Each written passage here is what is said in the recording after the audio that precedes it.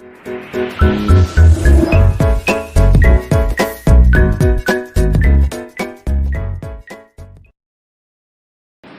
करुणा सा विद्यार्थी भी उनके नाम से परिचित है, जानता है। अनेक विश्वविद्यालयों में इनके कथा साहित्य पर शोध कार्य, एमफिल, पीएचडी इत्यादि हो रहे हैं। इन्हें आज हम अपने बीच पा करके हर्षित हैं, प्रफुल्लित हैं, खुशी। मित्रों, हमारे भारतीय संस्कृति में या हमारे भारतीय परंपरा में यह मानता है कि हमारे बीच, हमारे घर कोई आता है तो हम उसका स्वागत करते हैं। हम अपने प्रिय कथाकार पद्मा मिश्र के स्वागत के लिए, पुष्प देने के लिए अपने विभाग के आचार्य प्रोफेसर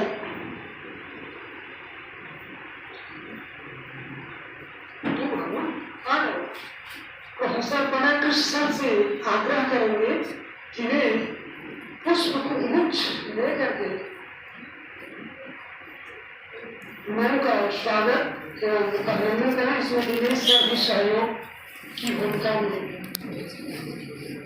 पुष्प गुच्छ लेकर मैं का स्वागत एवं अभिनंदन करें।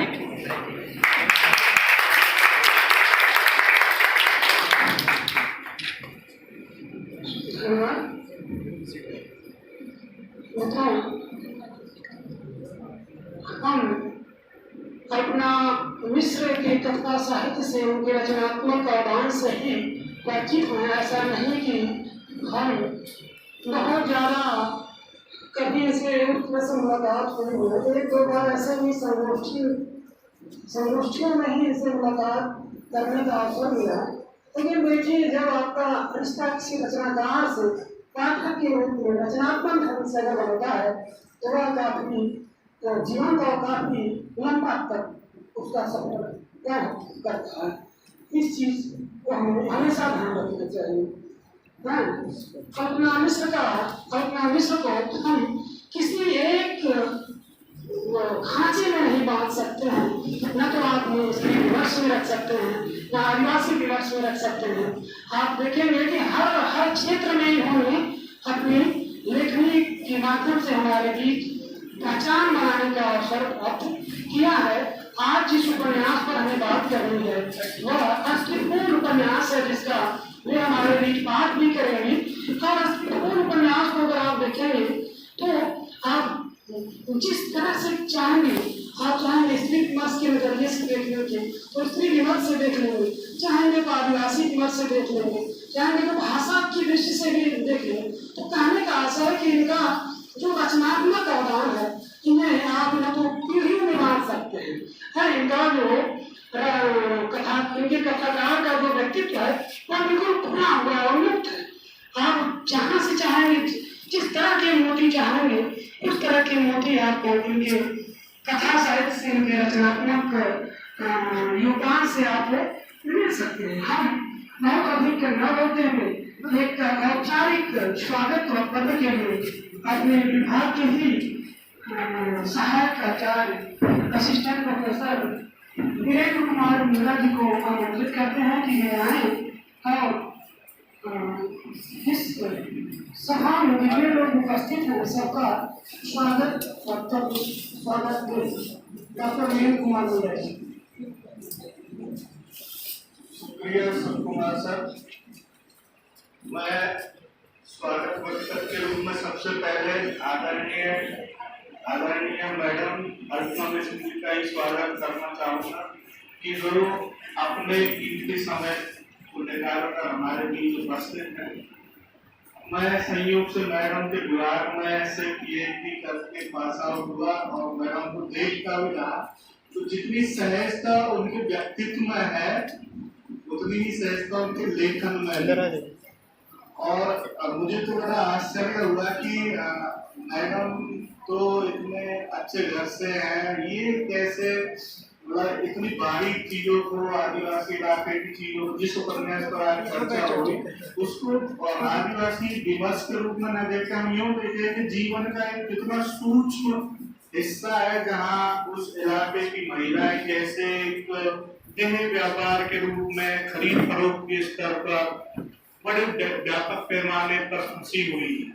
और वो इस ताने वाने के साथ आया जिस पर हमारे जो वरिष्ठ साथी बात करेंगे।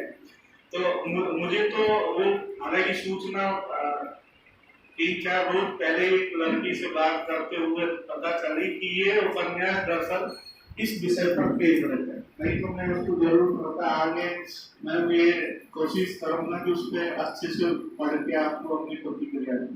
मैम आपका बहुत बहुत स्वागत है। आप आशा है ऐसे हमारे विभाग में आती रहेगी। इसके बाद में हमारे विभाग के वरिष्ठ साथी प्रोफेसर प्रणय कृष्ण सर का स्वागत करना चाहूंगा कि वे हमारे बीच है और मंच की संभव की अध्यक्षता कर रहे हैं, क्योंकि मंच पे ऐसा लिखा नहीं है तो मुझे अनुमान है। सर आपका बहुत बहुत धन्यवाद, आभार है, स्वागत है। और फिर मैं हमारे साथी दिनेश कुमार सर का स्वागत करना चाहूंगा। ये दोनों ही साथी बेबाक तरीके से अपनी बात कहने के लिए जाने जाते हैं, तो मुझे लगता है इस उपन्यास पर जो बात होगी वो खासकर शोधार्थियों के लिए बहुत ज्यादा लाभदायक होगी। क्योंकि एक होता है कि नहीं हमारे लेखक परिचय में है इसलिए हम उसमें कुछ अच्छा कह देना चाहते हैं ताकि रिश्ता बना रहे, लेकिन मेरा अनुभव है कि दोनों ही वक्ता वैसे है जो अच्छा भी कह देते हैं और थोड़ा उसकी सीमाओं को भी बता जाते हैं। इसलिए मैं दिनेश सर का भी स्वागत करता हूँ। यहाँ सभागार में हमारे और सहयोगी बैठे हैं, आदरणीय सूर्य नारायण सर है, राकेश सिंह सर है, अंशुमान कुशवाहा सर है, ब्रजेश पांडे सर है, चित्रंजन सर है, सुजीत सर है और सुरभि मैडम बैठी है और संतोष और बीना सर, बसंत सर भी बैठे हैं। सभी का मैं स्वागत करता हूं, क्योंकि हम इस तरीका की गोष्ठी में मुझे लगता है कि हमारे 4 साल में यहाँ लगभग बाहर तो हुई निराला सभागार में, लेकिन विभाग में नहीं। तो लगता है कि आत्मीयता इस गोष्ठी में ज्यादा है। आप लोग सब बैठे हैं, आप सबका स्वागत है।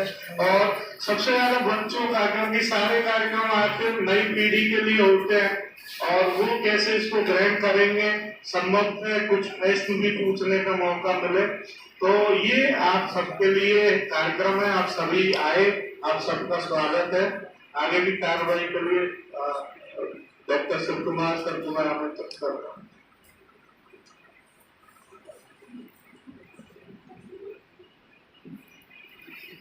धन्यवाद सर इतने रचनात्मक स्वागत वक्तव्य के लिए। मतलब जब हम लोग शोध कर रहे थे, रिसर्च कर रहे थे, तो पत्र पत्रिकाओं को ऐसे रहते थे, देखते थे कि फोटो वहाँ दिखता था, कई पत्रिकाओं में फोटो दिखता था और कई बार यही जिज्ञासा होती थी कि हमारा भी फोटो छपे।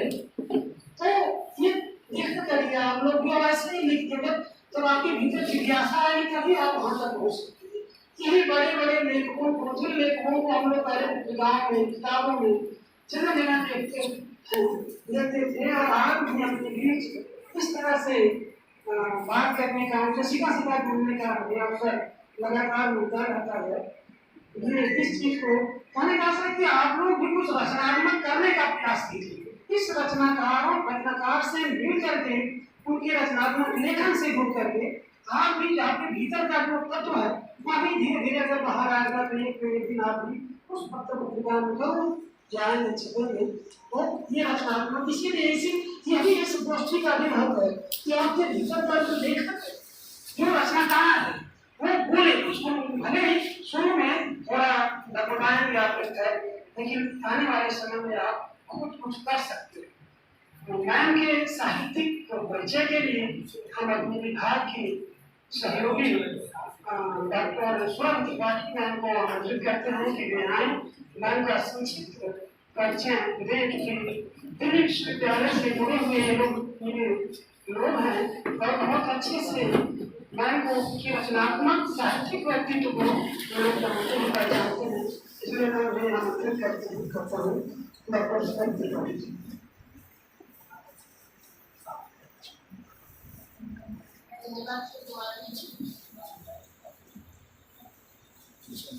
किसी लेखक से रूबरू होना, उसके व्यक्तित्व को जानना, कृतियों को हम पढ़ते रहते हैं, उनके माध्यम से हम जानते हैं, लेकिन सामने जब हमारे कोई लेखक होता है, हम उससे रूबरू होते हैं, तो उसकी रचना दृष्टि क्या है, इसको भी समझने का हमें अवसर प्राप्त होता है।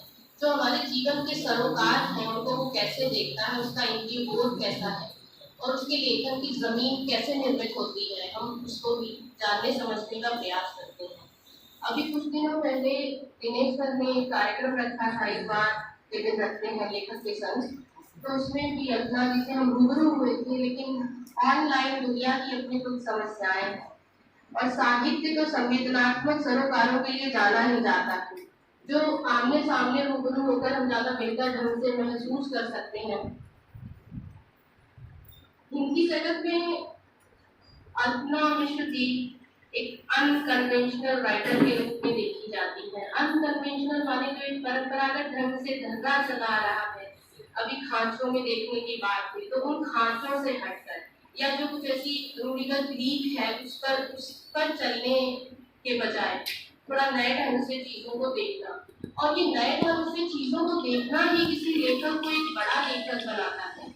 उसको उसकी कृतियां कालजयी होंगी या नहीं होंगी, वो एक समय सीमा में सिमट कर रह जाएगा या फिर वो कालजयी बनेगा, ये उसकी कृतियां और उसकी देखने की जो दृष्टि है, जीवन को देखने की समझने की, ये उससे ही निर्धारित होता है।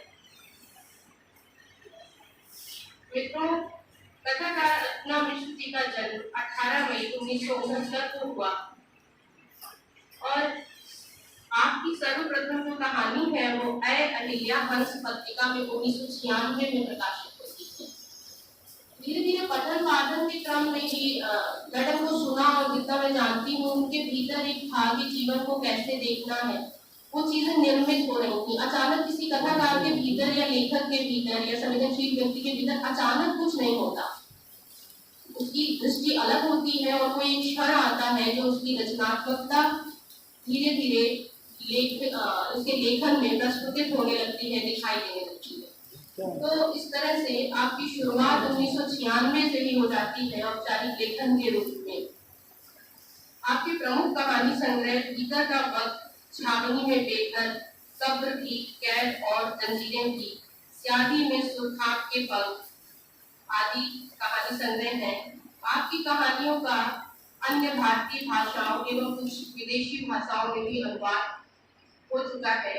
आपके उपन्यास अनिवार्य तलछट में चमका सन 2014 और अस्थिफूल प्रमुख रूप से चर्चा में आए हैं, जिन्होंने एक लेखकीय व्यक्तित्व के तौर पर आपको विशेष रूप से स्थापित किया है। आपने सहोदर, जो कि संबंधों की श्रृंखला करके कहानी संकलन निकले हैं पारिवारिक कहानियों के, तो उसमें सहोदर कहानी का आपने संकलन किया है, संपादन किया है। आलोचना के क्षेत्र में देखें तो आपने स्त्री कथा के 5 स्वर, सहस्रों विखंडित आईने में आदम कर, इन 2 आलोचनात्मक कृतियों को हमारे सामने प्रस्तुत किया है। लेखक के रूप में आपका मानना है कि हम सभी हैं, महसूस करते हैं, मनुष्य हैं, लेकिन लेखक क्या काम करता है, या एक लेखक के रूप में आप जो सोचती हैं कि इनका क्या अवतार है, तो ये नहीं है कि हम किसी क्षेत्र में उतर के मतलब जिसको कहते हैं ना कि कलम हथियार से ज्यादा महत्वपूर्ण और मजबूत हो सकती है। तो अरुणा जी इस बात को मानती है और कहती है कि जिसको हम मुखर होकर या हर जगह उपस्थित होकर कह नहीं सकते, उसको हम अपने पात्रों के माध्यम से लोगों को जागृत करने का कार्य कर सकते हैं, या फिर हम किस तरफ हैं, हमारी दृष्टि क्या है, हम उसको स्पष्ट कर सकते हैं। आपका अस्तित्व एक तरह से एक सामाजिक और राजनीतिक उपन्यास है, उसको पढ़ते समय हमें कहीं न कहीं थोड़ा बहुत महापुरुष की भी याद आती है। उस संदर्भ में सीधे सीधे तो नहीं, लेकिन किस तरह आदिवासी जीवन है, वहाँ क्या कुछ घटित हो रहा है, कैसे चीजें निर्मित हो रही हैं, इसकी कथा भूमि जो है वो झारखंड से शुरू होकर दिल्ली और हरियाणा तक आगे बढ़ती है। लेखन के लिए कई सम्मान भी प्राप्त हुए हैं, जिनमें कुछ प्रमुख हैं शैलेश मटियानी स्मृति सम्मान 2006, परिवेश सम्मान 2006, रचनाकार सम्मान जो भारतीय भाषा परिषद कोलकाता से है 2008 में प्राप्त हुआ है। इसके अतिरिक्त स्त्री शक्ति सम्मान 2008, प्रेमचंद स्मृति कथा सम्मान 2014, वनमाली कथा सम्मान 2017। ये कुछ उपलब्धियां हैं जो अभी तक मैडम को उनके लेखन के लिए हासिल हुई हैं। संप्रति में मैडम दिल्ली विश्वविद्यालय के नॉर्थ कैंपस में प्रोफेसर के पद पर कार्यरत हैं। आपकी प्रमुख कहानियां देखें तो ये मुक्ति पर मिड डे मील, कथा के गैर जरूरी प्रदेश में, स्याही में सुरखाब के पंख, छावनी में बेघर आदि हैं। भीतर का वक्त और छावनी में बेघर की कहानियों ने मुझे एक पाठक के रूप में विशेष रूप से आकर्षित और प्रभावित किया है। सैन्य जीवन की जो भीतरी परतें हैं और एक सैनिक की पत्नी के रूप में क्या कुछ इन्होंने महसूस किया, सैन्य जीवन को एक स्त्री जब देखती है तो तटस्थ होकर के भी कि उसकी दुश्वारियां क्या है, उसको यह कहानी संग्रह हमारे सामने प्रस्तुत करता है। जब अगर एक जो खांचे की बात हो रही है कि स्त्री जब खांचे लिखती है तो अक्सर उस पर आरोप लगता है कि स्त्री है तो स्त्री विमर्श का ही रो रही होगी। स्त्री विमर्श का मतलब कुछ 2-3 बातें हैं। ये दरअसल आलोचना का जो एक है क्षेत्र जो स्थापित उसमें लेखक है या पुरुष कर सकता है, तो उस पर एक दृष्टि जाती है कि दरअसल स्त्री जब लिखती है तो वो स्त्री विमर्श ही नहीं करती बल्कि स्त्री की दृष्टि से देखती है। स्त्री लेंस या जिसे हम स्त्री चश्मा कहें, उस दृष्टि से वो दुनिया को, उसकी समस्याओं को और सरोकारों को देखती है। और लेखक जब देखता है तो वो ऐसा नहीं है कि जो पुरुष की समस्याएं हैं वो स्त्री की समस्याएं नहीं है, क्योंकि स्त्री इसी समाज के बीच से है। जो एक लेखक के सरोकार है वो एक स्त्री लेखिका के सरोकार भी होते हैं। बस ये होता है कि स्त्री देखती कैसी है, युद्ध दंगों पर, राजनीति पर स्त्री की दृष्टि क्या है, ये थोड़ा सा हमारे सामने उजागर हो सकता है। तो खांचों में लेखन को बांटने की जो दृष्टि है अल्पना जी उसको थोड़ा सा नजरअंदाज करना चाहती हैं, या उनका कहना है कि ये हिंदी जगत में भी प्राप्त होता है। और बड़े आश्चर्य की बात है कि अगर किसी ने कुछ लिखा है तो उसको विमर्शों के ढांचे में बांध दीजिए कि कोई रचनाकार है, पुरुष है तो वो स्त्री पर बात नहीं कर सकता, स्त्री है तो पुरुष पर बात नहीं कर सकती, सवर्ण है तो वो आदिवासी है दलित पर बात नहीं कर सकता। तो इस तरीके से खांचों में बांटकर लेखन को नहीं देखा जाना चाहिए, बल्कि उसे विस्तृत दायरे में देखने की हिमायती है मैडम। साहित्य में जीवन आना चाहिए, वो किसी भी तरह से आए। मैडम का ये मुख्य हम कह सकते हैं वाक्य है या मंत्र है। तो ये एक मैडम का संक्षिप्त परिचय था, जितना मैंने जाना उसके कुछ बिंदु मैं आप लोग के सामने रख पाई। इसके बाद में डॉक्टर शिव कुमार जी को आगे के कार्यक्रम के लिए आमंत्रित करना चाहूंगी। डॉक्टर शिव कुमार, धन्यवाद।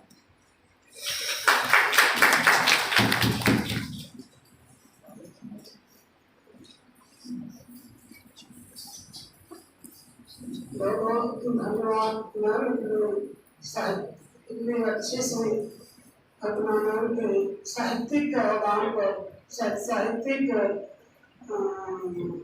बात करने के लिए, इतना व्यवस्थित ढंग से अपनी बात रखने के लिए बहुत बहुत धन्यवाद।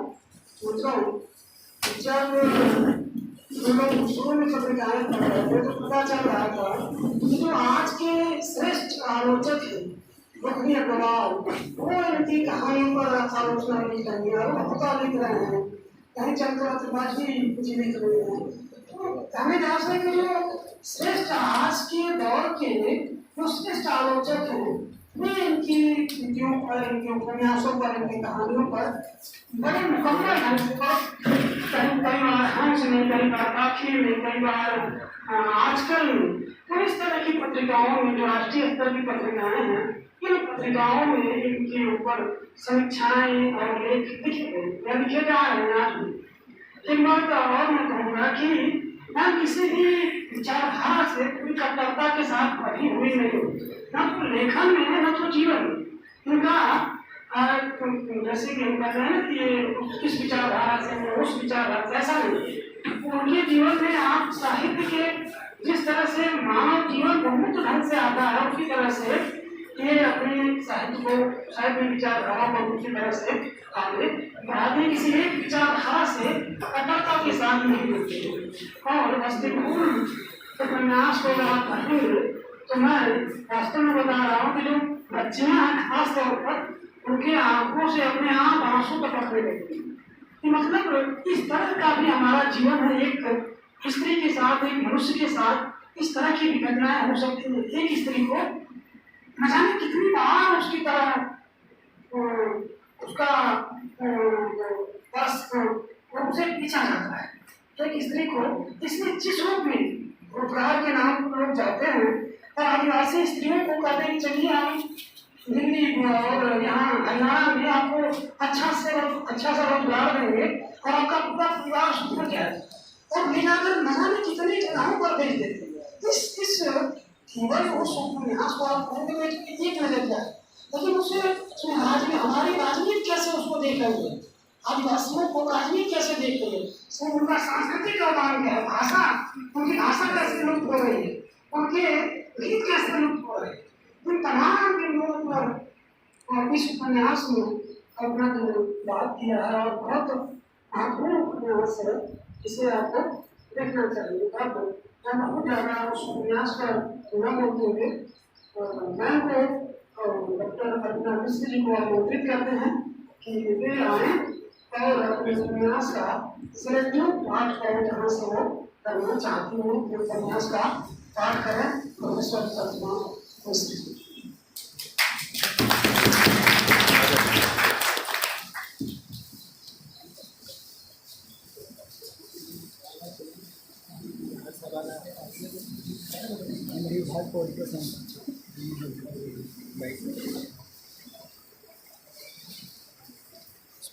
यूट्यूब पे लाइव चल रहा है और विद्यार्थी, वैसे तो विद्यार्थियों में भी बहुत सारे लोगों को मैं विद्वता के उसके स्तर पर देखती हूँ। कई बार बहुत पढ़ करके वो बहस करते हैं, बहुत अच्छा लगता है कि इनमें इतनी क्षमता है। तो ये भी सारे शास्त्र ये जो अवसर मुझे विभाग ने दिया है आपसे बात करने का, उसके लिए आयोजकों को, विभाग को, सभी को बहुत मन से धन्यवाद। कुछ बातें जरूर इस उपन्यास से अंश पढ़ने के पहले आप सबसे साझा करना चाहते हैं। कई प्रश्न उठे। एक प्रश्न ये उठा, अभी मैं सुन रही थी कि ये इलाका तो मेरा है नहीं, किसने तय किया कि किसका कौन सा इलाका है। पहली। दूसरी बात, कैसे पता कि वो इलाका मेरा नहीं है। क्योंकि मैंने अपने जीवन के उस हिस्से को नहीं कहा कभी, इसलिए आप नहीं जानते। पर ये कहना बहुत आसान है कि ये कैसे, ये चीजें कैसे आई, कहाँ से आई। लेखक के अनुभव का दायरा बहुत बड़ा भी हो सकता है, लेकिन अनुभव को समझने के लिए विचार चाहिए होता है। अनुभव तो बहुत लोग उधर से गुजरे होंगे, लिखा होगा, रोए भी होंगे, लेकिन हो सकता है कि वो विचार के स्तर पर उसके जो भीतरी संदर्भ है, भीतरी सूत्र हैं, उन सब चीजों को समझने की तरफ न गए। झारखंड मेरा ही इलाका है, जितना पूरब मेरा इलाका है, बस्ती गोरखपुर मेरा इलाका है, उतना ही। जब मैं झारखंड गई शादी के बाद, मेरी ससुराल वहां है, और हजारीबाग और धनबाद और गिरिडीह, धनबाद का चर्च आता है उपन्यास में। मेरे आंखों के सामने, अभी मैं कह रही हूँ, मेरे आंखों के सामने चर्च आता है। वहां किस तरह से चीजें आ रही हैं, या गिरिडीह में जो कुछ हो रहा है, या जो हजारीबाग में हो रहा है, उसका मेरा कितना 20 साल का अनुभव है, एक दिन का नहीं है। इस उपन्यास को लिखने में मुझे 8 वर्ष का समय लगा, और जब उन सारी चीजों को मैं देखती थी, जो मैं 89 में देख रही थी, जो मैं 90-92 में देख रही थी, और जो मैं 2000 के बाद देख रही थी, 2000 के बाद ट्रैफिकिंग की प्रक्रिया बहुत बढ़ी है। आदिवासियों का संघर्ष बहुत बढ़ा है। और वहां उस पृष्ठभूमि पर अगर आप इस उपन्यास को ध्यान से पढ़ेंगे तो संथाल परगना आपको मिल जाएगा, आपको हजारीबाग का बड़का गांव मिल जाएगा। बड़का गांव के अंदर आपको सिंदूरी गांव आप ट्रेस कर लेंगे, लेकिन अगर आप दूर दूर से देखेंगे तो आप कहेंगे कि ऐसी तो कोई जगह इस पृथ्वी पर होती ही नहीं, क्योंकि इतना दुख, इतनी यातना, इतनी तकलीफ कहाँ है हमारे आसपास, तो सब ठीक ठाक चल रहा है।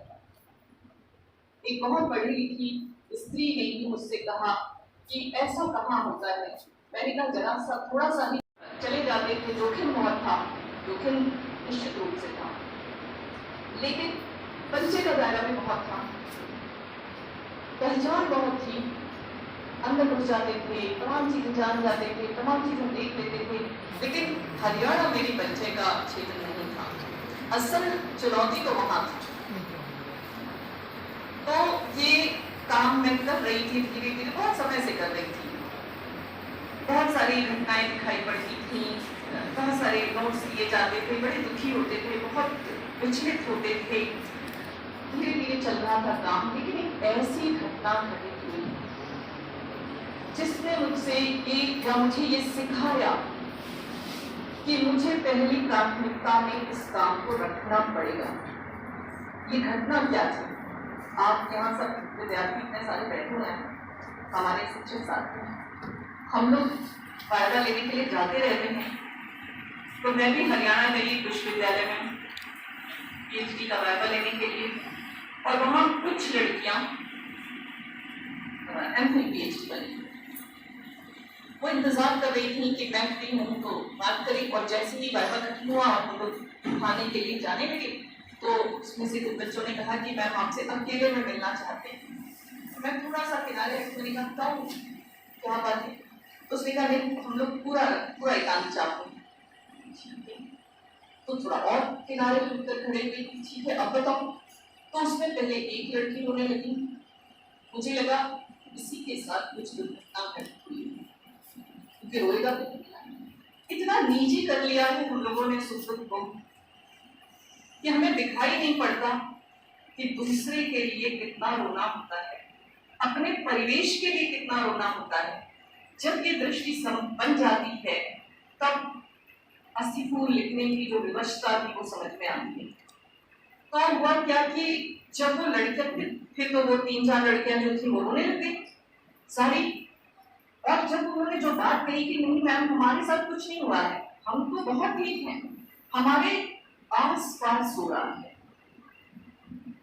तो जो पहली बात दिमाग में आई, मैंने कहा बस मैं तो 2 दिन के बाद संडे आ रहा है, मैं आ रही हूँ और मैं सिर्फ जीन लाऊंगी इसलिए कि तुम लोगों से मिलना है।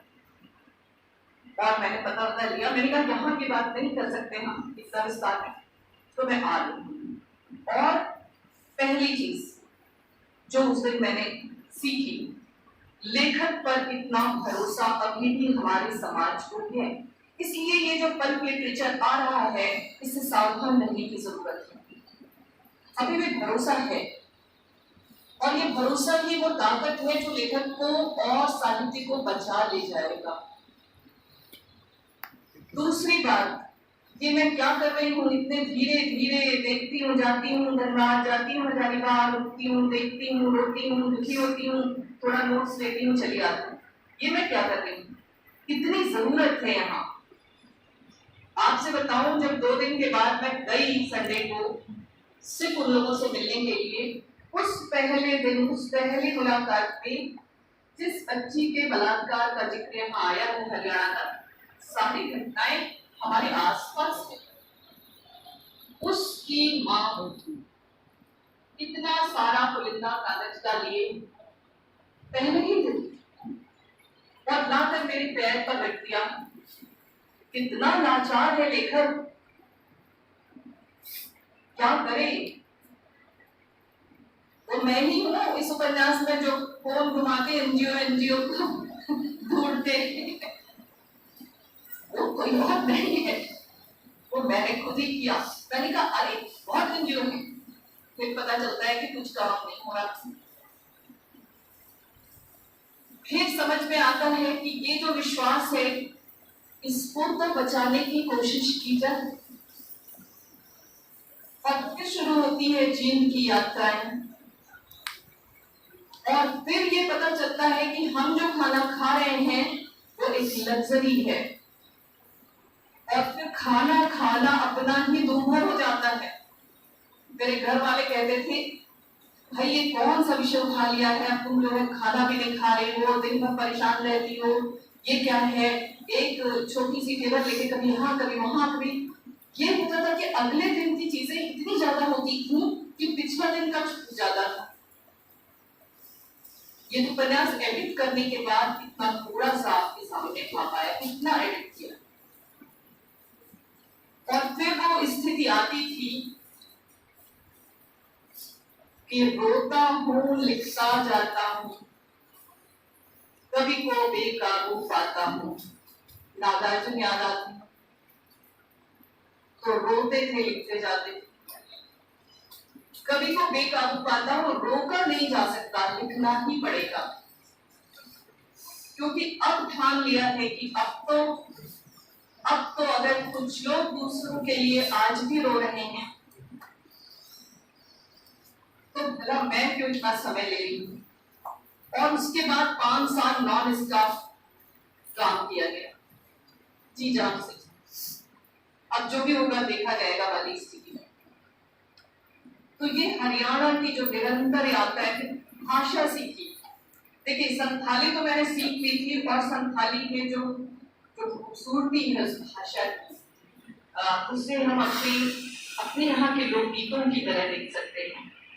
लेकिन जो समसामयिक स्थितियों के कारण हिंसा की जो भयानक उपस्थिति है वहां, उसके कारण जो उस भाषा के गीतों में जो चीजें आई हैं वो नहीं जानती।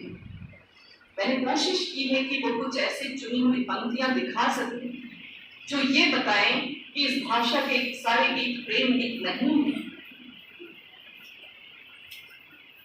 यहाँ एक लोकगीत में एक लड़की कह रही है कि मुझे ढलान से जो मेरे प्रियतम की हत्या की गई और जो उसका शरीर ढलान से नीचे चला गया है, उसका शव, उसकी हड्डियां मैं लूंगी, संकल्प। यहीं से अष्टभूल नाम मेरे दिमाग में आता है कि आप एक संस्कृति को खत्म कर सकते हैं, एक भाषा को खत्म कर सकते हैं, लेकिन जिजीविषा को कैसे खत्म कर सकते हैं। और ये कवर भी इस कवर को बनाने में बड़ी जो है बड़ा समय भी लगा, बड़ी मेहनत भी की गई कि मुझे ऐसा ही कवर चाहिए था, और राजकमल ने भरपूर सहयोग भी किया कि आप जैसे, मैं कल्पना करती थी कि ऐसा हो कि सब कुछ राख में बदल गया है, परंतु जिजीविषा का एक कोई जो तत्व है, एक कोई जो कुंडली है वो कहीं फूट रही है, दिखाई पड़ रही है, ऐसा मुझे चाहिए कवर। और फिर पलाश का फूल, मैंने ये पलाश का चुना, पलाश का फूल ही चाहिए, जब फूल है तो पलाश का ही होगा, क्योंकि झारखंड का राजकीय फूल है, इसीलिए एक पात्र का नाम ही पलाश है। जिजीविषा होगी तो जीवन रहेगा, जीवन रहेगा तो संभावना रहेगी। मेरा वाक्य नहीं है, यहाँ जब रक्षा द्विवेदी का वाक्य है, जीवन रहेगा तो संभावना रहेगी, और जब संभावना रहेगी तो भविष्य रहेगा। इसलिए यह जो भाषा है, इसके भीतर जो जिजीविषा है, इसके गीतों में, इसके जीवन में इतनी यातना में लोग हैं, इतना दुख तकलीफ, इतनी परेशानियां, इतनी आफत है, भूखमरी है, भात भात चिल्लाने का वो दृश्य, भात के लिए, जरा जरा से पैसों के लिए बेच देने का अपने बच्चों को, वो दिल दहलाने वाली स्थितियां, वो सारा कुछ, इतनी यातना के बीच भी तमाम जीवन के रंग उपस्थित हैं। और किसी ने मुझसे ये भी कहा था कि ऐसी बड़ी बड़ी बातें ये आपके संथाली लोग बोलते हैं, आपके गांव के लोग नहीं बोलते क्या? हमारे गांव के लोग तो बोलते हैं, ऐसे जीवन का फलसफा, ऐसी बड़ी बड़ी बातें कह जाते हैं अपने भोजपुरिया अंदाज में, और हम कहते हैं कि देखो कितनी बड़ी बात कह दी, चौंका देते हैं कई बार हमें। ये जो लोकोक्तियां हमारे पास आई, ये क्या बिना विचार के आई? ये क्या बिना अनुभव की गहराई के आई? क्या ये जीवन का कोई फलसफा लिए बिना ही चली आई? तो उनके पास भी है, उनकी भाषा में भी है। वो भी कहते हैं कि जब दरख्त काटा जाता है तो उसका रोना दिखाई नहीं पड़ता। वो जानते हैं। एक पत्रकार की बात मुझे याद आ रही है, जिन्होंने कहा था कि अगर आदिवासियों की भाषा हम समझते तो हम शायद सही सूचनाएं दे पाते, सही बातें कह पाते।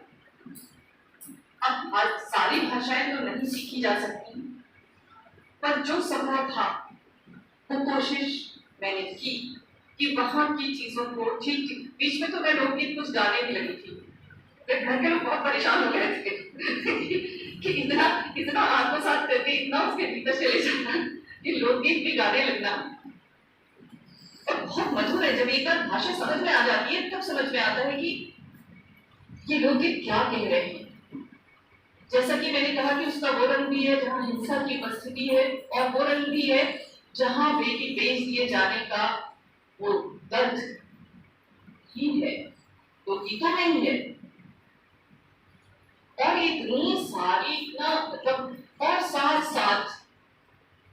साथ एक जो अभी कहा कि राजनीतिक सामाजिक उपन्यास है, तो जन आंदोलनों का जो एक इतिहास रहा है,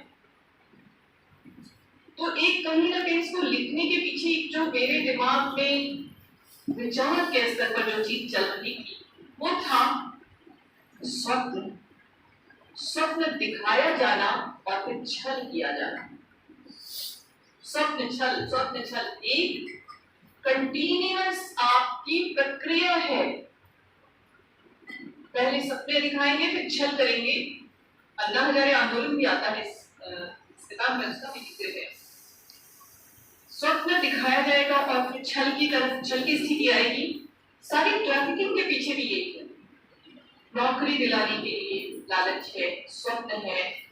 लड़की सोचती भी है कि नौकरी मिल जाएगी तो कुछ स्थिति ठीक हो जाएगी। शादी के पीछे स्वप्न है, ठीक हो जाएगा जीवन।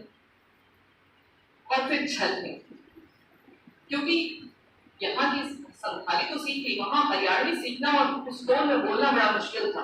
पूर्ण सी भाषा है, तो वो संथाली नहीं जानते, वो एक ही जानते हैं भीलनी, जो उधर से आता सब भीलनी। क्योंकि यही एक शब्द आप देखेंगे पूरब में भी वो भीलनी से कर लेते सब। लेकिन अलग अलग कितनी सारी संस्कृतियां, कितनी सारी भाषाएं। इसलिए ये बात भी बार बार कहीं मैंने कहने की कोशिश की है कि भले ही मैंने झारखंड का एक इलाका उठाया है, पर ये अमूमन सारे ही उन इलाकों की समस्या है जो भूख से, गरीबी से, बेरोजगारी से, विस्थापन से लड़ रहे हैं, जो जल जंगल जमीन की एक ऐसी अंतहीन लड़ाई में जुटे हुए हैं।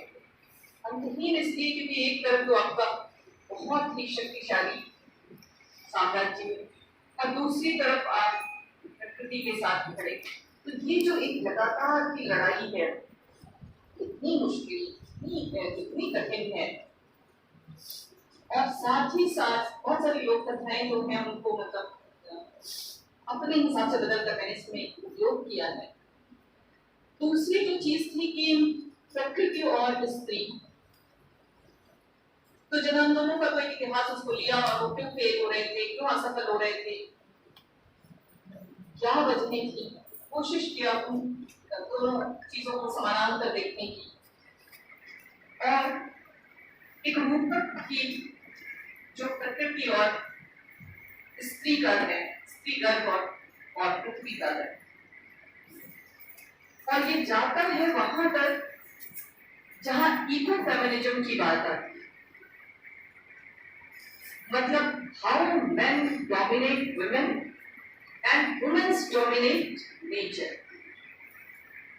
तो यहाँ तक तो ये मतलब बहुत सारी चीज इतना एडिट करने के बाद जो कुछ मैं थोड़ा सा कह पाई हूँ उतना ही था, और इतने जो वर्ष लगे जिसमें 8 वर्ष तो पूरे ही लगते, जिसमें अगर मैं थोड़ा सा भी कह पाई हूँ तो ये इसी देश की, इसी पृथ्वी की, इसी जमीन की कथा है। यही वो सारी चीजें हो रही हैं।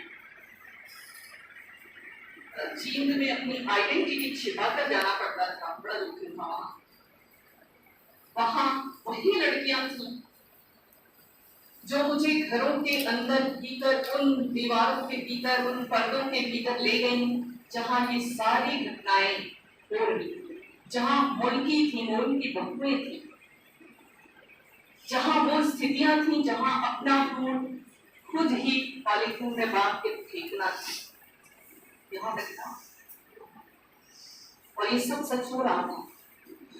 इस उपन्यास की सबसे ज्यादा प्रतीक्षा हरियाणा ने, सबसे ज्यादा प्रतिक्रियाएं भी उधर से ही आई, और डर भी तो वही था। मुझे था कि पता नहीं ये लोग किस तरह से कहेंगे, लेकिन एक पत्रकार ने बहुत लंबा पत्र लिखा मुझे व्हाट्सएप पर, वो है मेरे पास भी, लंबा पत्र लिखा, और उन्होंने कहा कि आपने जो कुछ मैंने देखा था, जिसकी रिपोर्टिंग के लिए कभी मैं गया था, आपने वो सब कहने का कैसे साहस कर लिया। तो मुझे थोड़ा सुकून मिला, मुझे लगा कि दर्द नहीं गया है, कुछ तो हुआ है, कुछ तो बात जा रही है। इस तरह की बहुत सारी प्रतिक्रियाएं ये झारखंड से भी आई। तो सबसे पहले पाठक वो लड़कियां ही थी, उसमें से एक लड़की जो बहुत बहादुर है, संतोष नाम से इस उपन्यास में आती है, बार-बार आती है, बहुत लड़ाइयां लड़ी। वो तो अद्भुत साहसी लड़की है, एक ऐसे परिवेश के भीतर वो कैसे रास्ते निकालती है, कैसे वो अपनी लड़ाइयों को अंजाम देती है। तो ऐसे लोग भी इसी जमीन पर, इसी देश में, इसी पृथ्वी पर हैं, यही जूझ रहे हैं, यही लड़ रहे हैं। वो सारी लड़ाइयाँ जो युवाओं की लड़ाइयाँ हैं, जो बीजू और जनता जैसे युवा लड़ रहे हैं, झारखंड में लड़ रहे हो या दिल्ली में लड़ रहे हो या हरियाणा में लड़ रहे हो या उड़ीसा में लड़ रहे हो, उनके लिए एक शब्द ही लिखा है, भूख के देश से आई लड़कियां। लड़कियों को किसी एक देश में कैसे आप फिट कर सकते हैं, और ये एक देश की नहीं, ये दुनिया के बहुत से देशों की समस्या इस समय। तो ये सब कुछ बातें थी। एक चीनी उपन्यास का मोयान की बात मुझे हमेशा याद आती है कि बोलने से बचने के लिए लेखक लिखता है, फिर उसी लिखे हुए पर बोलना पड़ता है। मैं सोचती हूँ कि कुछ ऐसी जो बातें थी, कुछ थोड़ा बहुत पृष्ठभूमि के तौर पर मैंने कहा, जैसे कि जब ये अंश पढ़ूं तो आपको समझ में आए ये सारे अंश किस तरह अपने आप में स्वतंत्र भी लगते हैं और सारे एक दूसरे से जुड़े हुए हैं। संथाली जो लोक संस्कृति या हमारी आदिवासी लोक संस्कृतियाँ जो है, भाषा के लुप्त हो जाने की भी एक समस्या, बहुत सारी चीजें जो है वो आ रही है। हाँ, एक बात जो सुरभि ने उठाया था, ये बात भी मैं कह लूं क्योंकि युवा साथियों के सामने तो करना बहुत जरूरी है कि एक स्त्री जब लिखती है तो उसे प्रेम में देखने का जो चलन है वो क्यों है। ये हमारी जो आलोचना की पद्धति जो खांचावादी है, साचावादी है, वो ऐसे देखने की परंपरा की आदि क्यों हो गई है कि जैसे ही स्त्रियां कुछ लिखती हैं उनके लिखे को हमेशा एक फ्रेम के भीतर देखा जाता है, वस्तु वैविध्य की बात ही नहीं करते उन पर। और खास तौर पर प्रेम त्रिकोण, घर गृहस्थी, दाम्पत्य की कुछ परेशानियां, ऐसी ही कुछ दो चार बातें या एक अवान्तर या अंतर वैवाहिक संबंध, इस तरह के कुछ खास खाने बांट दिए गए हैं और जैसे ही इस पे कुछ लिखती है तुरंत उसको स्त्री विमर्श में डाल करके एक्सप्रेस कर देते हैं, कहते हैं कि भाई ये तो स्त्री विमर्श है। अद्भुत बात है, एक लेखक जब लिखता है अपने टेबल पर वो जेंडर से ग्रसित नहीं होता, उसको कायांतरण करना पड़ता है। वो कभी बीजू बन जाता है। बीजू का नाम भी बहुत सोच, इसमें हर पात्र का नाम मैंने बहुत सोच कर रखा कि ऐसा हो कि वो एक प्रतीक बनाता हो। बीजू है, सब पुरबिया बैठे हैं वहां, आप पुरबिया हो गए हैं, हो गए अब। बीजू एक होता है कलमी, कलम से जो आम पेड़ पौधे लगाए जाते हैं, उनकी कलम फिक्स होती है कि वो उसी वैरायटी के एकदम ऐसे 100% उसी जीन्स के बनेंगे। एक होते हैं बीजू, बीजू आप बहुत पसंद किया, जहाँ बीज पे को उगाता है ना, उसमें इतनी क्षमता होती है और वो हर अलग होता है, हर आम अलग होता है, उसको एकदम परफेक्ट नहीं कर सकते। ना जीवन परफेक्ट है, ना संघर्ष के तरीके एक फ्रेम में बांधे जा सकते हैं। हजार संघर्ष है, हजार तरीके हैं, हजार लेयर्स हैं जिस पे सब जूझ रहे हैं, लड़ रहे हैं। बड़े भाई इधर लगा दीजिए। सबको देखना होगा और मैं समझती हूँ कि मेरा जो अपना संघर्ष है वो पूरा ही होता है जब उसके साथ आदिवासियों का संघर्ष, युवाओं का संघर्ष, स्त्रियों का संघर्ष, दलितों का संघर्ष, मजदूरों का संघर्ष, ये सारा संघर्ष जब मिलता है तब जाकर वो पूरा होता है। तब मैं कह पाती हूँ कि ये संघर्ष है, ये मेरा है, उतना ही मेरा है जितना वो सबका है, उन सबका है। तो मैं समझती हूँ एक अंश पढ़ना चाहिए।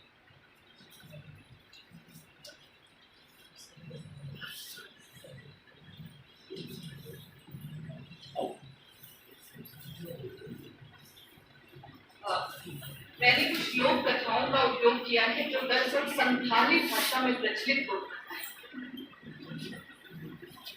और इस लोक कथा को मैंने आज के हिसाब से उसमें कुछ चीजें डाल के जोड़ तोड़ करके उसको अपने हिसाब से कर लिया, लेकिन मूल स्रोत वहां लोक कथा है। मतलब 100% वो मेरा नहीं है, वो लोक का है, और उसके भीतर मैंने एक मिला कुछ अपनी बात कहने के लिए प्रयास किया। शब्द भी इसलिए उनका ही है, बारे विकार संथाली भाषा का शब्द है, जिसका अर्थ होता है वह उपहार जो बहन की शादी में भाई के लिए आता है। बारे विकार, इसमें बारे विकार नाम से 2 अध्याय हैं। एक है बारे विकार उपहार और दूसरा है बारे विकार इतिहास बदलाव। तो ये सब बातें करते हुए मुझे बार बार वो स्मृतियां याद आ रही हैं, वो सारी चीजें याद आ रही हैं। रक्षा की वो प्रक्रिया थी जिस भयावह अनुभवों से गुजरी लिखने के दौरान, वो सब याद आ रहा। कई बार रोते हुए रोते भी खड़े हुए।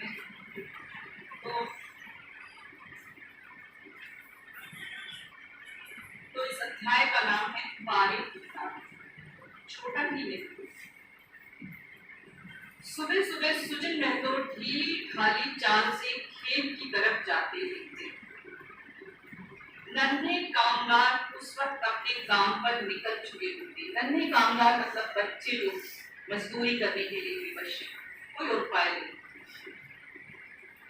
कोई पत्ता बटोरने के काम पर लगा होता, कोई गाय गोरू चराने निकला होता, कोई लकड़ियां चुन रहा होता, कोई गोबर उठा रहा होता, कोई घास काट रहा होता। सुजन महतो अपनी आदत के मुताबिक रास्ते में मिलने वाले नन्हे कामगारों को जल्दी काम करने के लिए उकसाते चलते। उनके हाथ में हसुआ होता और शरीर पर लुंगी। कंधे पर गमछा लटक रहा होता और नंगी छाती पर मिट्टी से मिले पसीने की बूंद